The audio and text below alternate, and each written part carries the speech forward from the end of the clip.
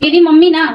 बहुत बचपन से ही मुझे घर गृहस्थी का काम सिखाना शुरू कर दिया था मेरी माँ ने। मतलब मैं बहुत छोटी थी, मुझे लगता है 7-8 साल की उम्र से ही रसोई का काम मैं करना शुरू कर दी थी। खाना बनाना मतलब खाना बर्तन ये सब जिम्मेदारी मेरी मम्मी ने मेरे ऊपर डाल दिया था। कुछ उनकी मजबूरियां थी कि घर में कोई लेडी नहीं थी और हेल्प करने वाली, और मम्मी अक्सर बाहर के इतने काम होते थे और ज्यादा बीमार भी रहती थी। और दो कारण तो ये थे, लेकिन सबसे बड़ा जो घर का काम, रसोई का काम करने की बात थी, तो माँ बचपन से एक ही चीज कहती थी कि तुम बेटी, तुम्हें घर गृहस्थी आना बहुत जरूरी है। क्योंकि ससुराल में जाने के बाद सबसे पहले यही काम आता है कि एक लड़की को रसोई संभालना तो आना ही चाहिए, ताकि कोई शादी के बाद तुम्हारे अंदर कोई कमी ना निकाल पाए, कोई ये ना कहे कि तुम्हारी माँ ने क्या सिखाया। लेकिन यथार्थ कुछ और ही होता है।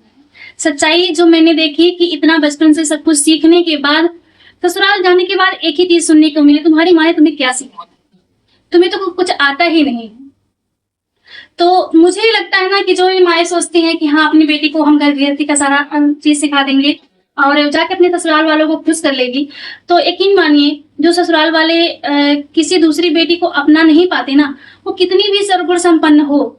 उसके अंदर कमियां निकाल के ही रहेंगे। चाहे आप अपनी बेटी को कितना भी सब कुछ दिखा के ससुराल में भेजो, बहुत ही कम ऐसे ससुराल वाले होते हैं कि जो उसकी कमियों के साथ उसे खुशी खुशी एक्सेप्ट करते हैं और उसे जो नहीं आता उसे भी सिखाने की कोशिश करते हैं। नहीं तो 90% ससुराल वाले ना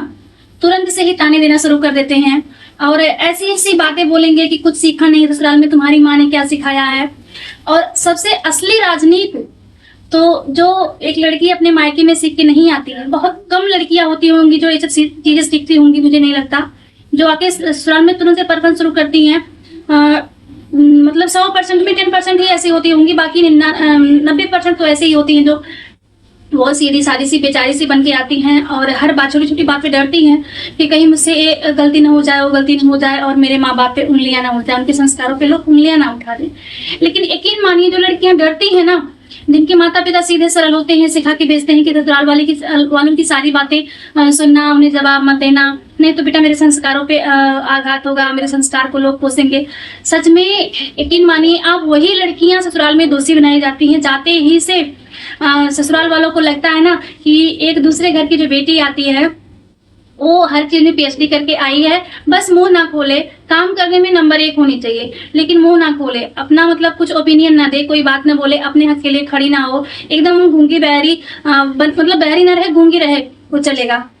तो समझ में शादी के पहले तो चीजें आई थी, लेकिन शादी के बाद ये चीज समझ में आई ना कि घर गृहस्थी तो बात की बात होती है, वो तो हर इंसान को आ जाती है धीरे धीरे करके,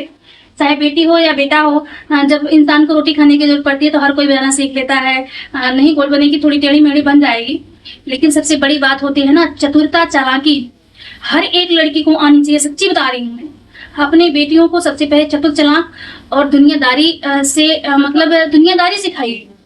क्योंकि जो बेटियां सब चीज मायके में सीख के नहीं जाती है ना, यकीन मानिए ससुराल वाले उसे परेशान करने की हद तक परेशान करते हैं,